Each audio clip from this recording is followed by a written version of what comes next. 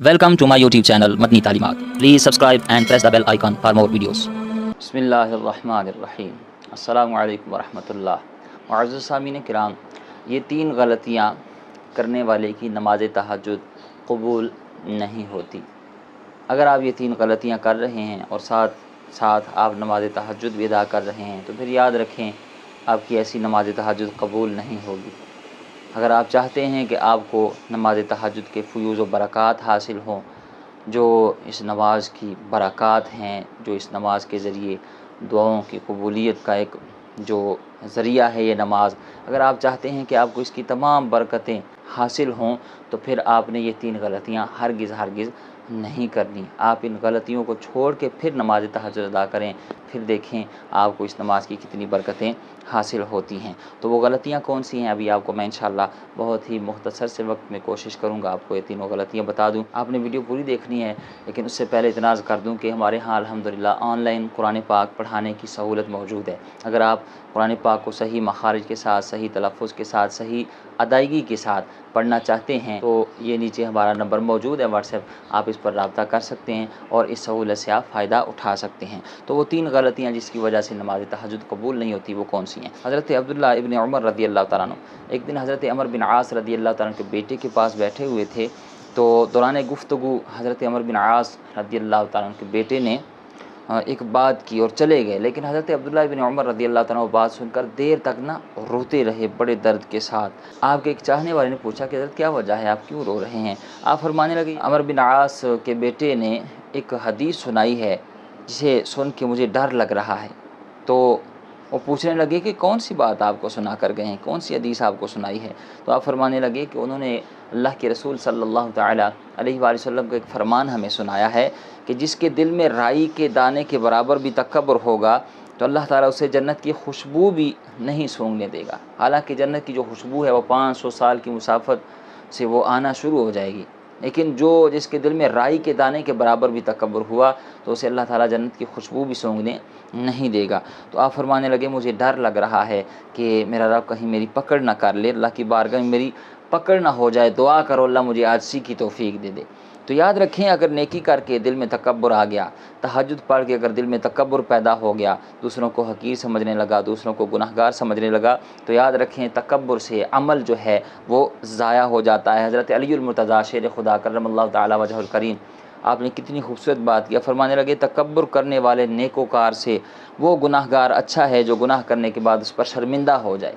यानी तकब्बुर करके अगर आप नेकी करके अगर तकब्बुर आपके दिल में आ रहा है तो आपकी इस नेकी से वो गुनाहगार बेहतर है जो गुनाह किया है लेकिन उसको बाद में उस पर शर्मिंदगी है, अफसुर्दगी है, वो उस पर वो गमज़दा है, अल्लाह की बारगाह में गिड़गिड़ा के उस पर शर्मिंदगी का इजहार करता है, तौबा करता है, तो वो गुनाहगार बेहतर है। हज़रत शेख सादी शराजी आप अपने बचपन का बड़ा खूबसूरत वाक़या बयान करते हैं जो हमारे लिए बहुत ही सबक आमोज़ है। फरमाते हैं कि मुझे अल्लाह ने तौफ़ीक दी, मैं 5 वक्त की नमाज़ पढ़ा करता था, कुरान पढ़ा करता था, फिर अल्लाह ने करम किया तो मैं तहज्जुद के लिए भी उठने लगा।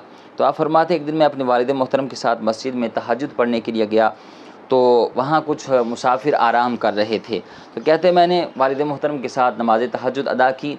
तो सलाम फेरने के बाद मैं अपने वालिद मोहतरम से कहने लगा कि अबू जी देखें सारे सोए हुए हैं और हम अभी नमाज तहज्जुद पढ़ी है। तो वालिद भी वो हज़रत शेख सादी शराजी के थे, वो भी अल्लाह के वली थे। फरमाने लगे बेटा जो तूने अभी तहज्जुद पढ़ी है ना, इससे तू सोया रहता तो वो बेहतर था।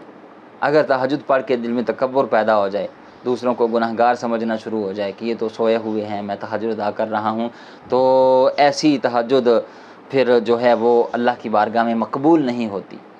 इस तकब्बुर की वजह से अमल ज़ाया हो जाता है। मुख्तसर ये कि जो लोग ये गलती करते हैं तहज्जुद पढ़ने के बाद दूसरों को गुनाहगार समझना, दूसरों को बदकार समझना, वो बेनमाजी समझना और अपने आप को परहेज़गार और मुत्तकी समझना, तो याद रखें इससे अमल बंदे का ज़ाया हो जाता है। इस तकब्बुर को छोड़ के फिर अल्लाह की बारगाह में सरबसजुद हो के सब कुछ करके भी कहें या अल्लाह मैं हक़ अदा नहीं कर सका, तो फिर देखें आपको तहज्जुद की बरक़ात हासिल होंगी। तो पहली गलती आपने बिल्कुल भी ये गलती नहीं करनी। दूसरी गलती जो लोग करते हैं, याद रखें तहज्जुद पढ़ने वाले बहुत सारे लोग हैं लेकिन वो क्या कर जाते हैं, उनसे जाने अनजाने में रियाकारी हो जाती है।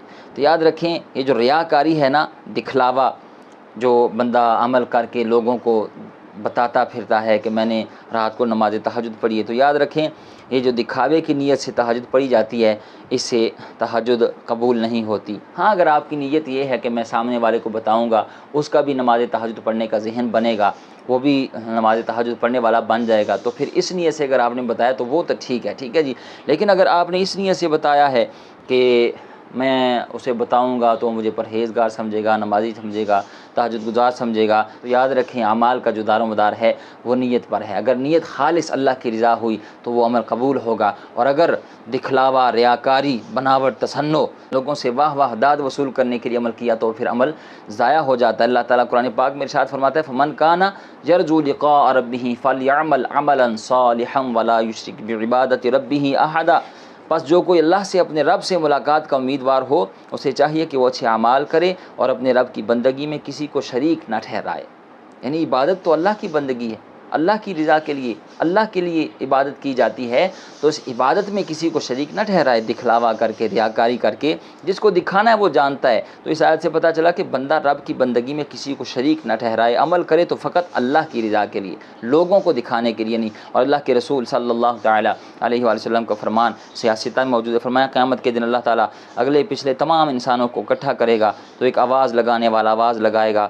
آواز کیا دے گا؟ کہے گا جس نے نیکی لوگوں کو دکھانے کے لیے کی تھی تو وہ اس نیکی کا ثواب بھی ان سے جا کر لے لے جن کو دکھایا تھا، کیونکہ اللہ تعالیٰ تمام شریکوں سے بے نیاز ہے۔ اور بخاری شریف کی روایت ہے، حضور علیہ الصلوۃ والسلام نے ارشاد فرمایا کہ جو شخص شہرت کے لیے عمل کرے گا تو اللہ تعالیٰ اس کے عیب ظاہر کر دے گا، اور جو شخص دکھاوے کے لیے عمل کرے گا اللہ تعالیٰ اسے رسوا کر دے گا۔ دعا کریں اللہ تعالیٰ تہجد کے ساتھ ساتھ اخلاص کی بھی دولت عطا فرمائے۔ تو دوسری جو غلطی ہے وہ ہے ریاکاری، اور تیسری غلطی جو لوگ کرتے ہیں وہ یہ کرتے ہیں، دیکھیں نماز عشاء کے جب آپ فرض پڑھ لیتے ہیں تو اس کے بعد نماز تہجد کا وقت شروع ہو جاتا ہے، لیکن بعض علماء کرام کہتے ہیں کہ اس نماز کے لیے سونا شرط ہے، چاہے آپ 10 منٹ ہی کیوں نہ سو لیں، یعنی کچھ دیر سونے کے بعد آپ اٹھ کے نماز تہجد ادا کر سکتے ہیں۔